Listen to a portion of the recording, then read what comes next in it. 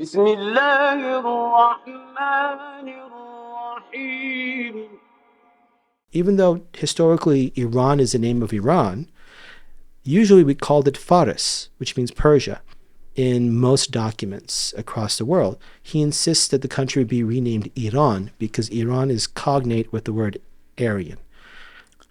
Yes, that's a historical fact. So you have again and again the impact of European nationalisms, particularly German nationalisms, and how they impact the Muslim world, and how that pollution of I would call pollution in the sense that ethno-nationalism is never a good idea. If your people are oppressed, you have the right to self-determination, full stop. But the idea that your people are somehow superior to another people, or somehow you use your marginalization as a political tool to cause oppression on others, that's not in line with any faith, as far as I'm concerned. That is really political manipulation. And that happened across the Muslim world from the 1920s, but really in full force mid-1940s onwards until the modern era. And these racial nationalisms and supremacisms meld with the local religious traditions, because even the Nazis used the Catholic Church as a way to justify themselves.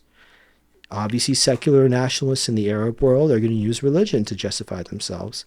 Secular nationalists in Pakistan, Zulfikar Ali Bhutto, the first popularly elected prime minister of Pakistan from a Shia background, hence his name being Zulfikar Ali, Zulfikar being the sword of Imam Ali, used religious nationalism to ban Ahmadis from having political office in Pakistan, at least high office, and declare them to be non-Muslims, which is a different conversation for another day. As a Sunni Muslim, I leave that for other people to discuss. And then on top of that, passed all these laws restricting access to alcohol, mandating there being an Islamic ministry, a Ministry of Islamic Affairs, and yet himself continued to drink alcohol after making it illegal in the country to do so. And when asked about it in a speech, he said, so, yes, I drink alcohol, but I don't drink the blood of the people. And the people were like, oh, this guy is crazy. I love him. You add this all up and you go, dang, this is a lot of how nationalism was abused to use religion for political purposes. Or religion was abused. Thank you. So religion was abused by nationalisms for political purposes to justify nationalism. And it's always done by the same cadre. Political elites who are secular, who do not practice the Islamic religion, who have likely never studied the Islamic faith, even at the basic level, but they know that they can trick everyday people who are not literate yet or not well aware of the religion enough to do what they want if they say, if you don't, you're going to hell. And that's something, as Muslims, we have to be very, very sincere in looking that in the face, and then ask ourselves the questions, what are we going to do about it? We must all study the Quran for the rest of our lives. We must all study the Sunnah, the Hadith.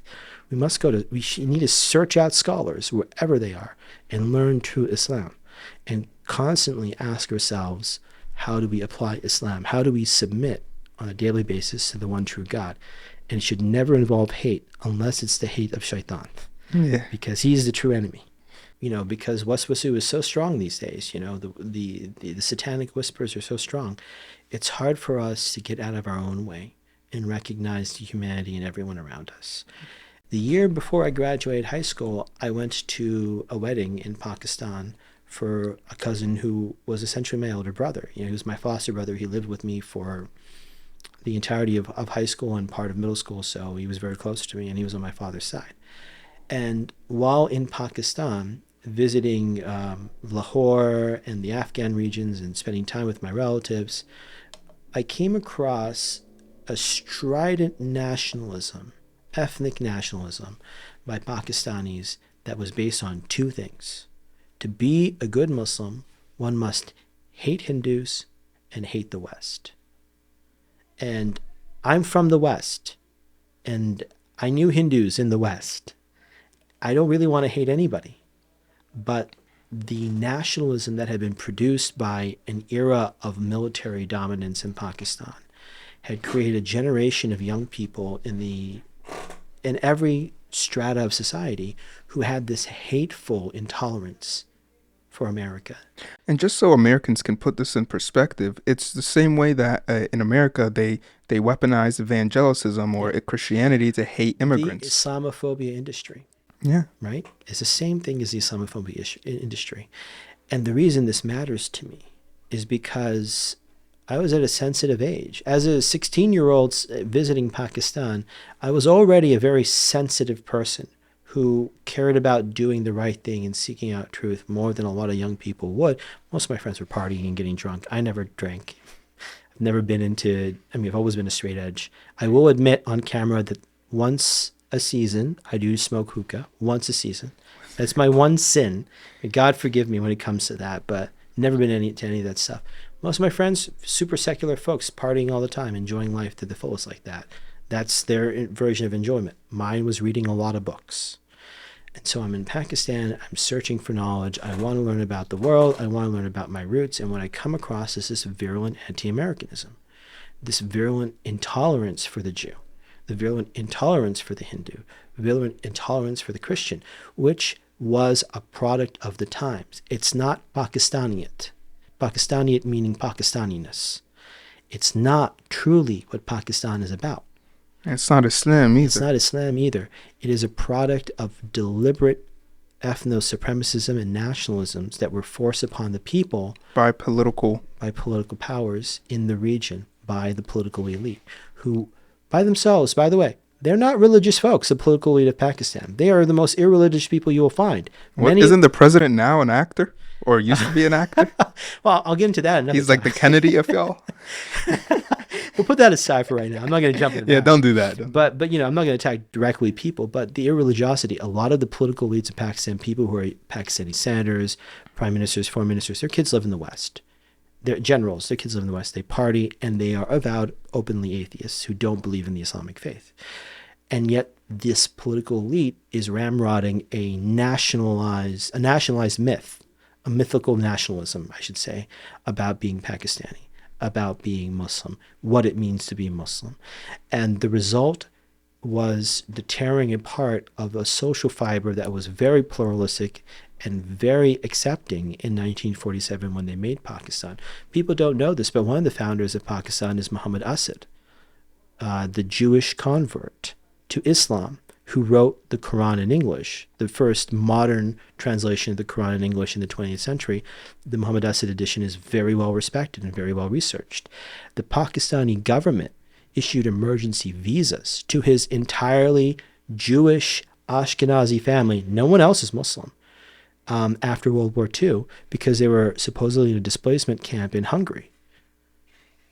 They got there too late. They died from starvation and the physical trauma of undergoing the Holocaust.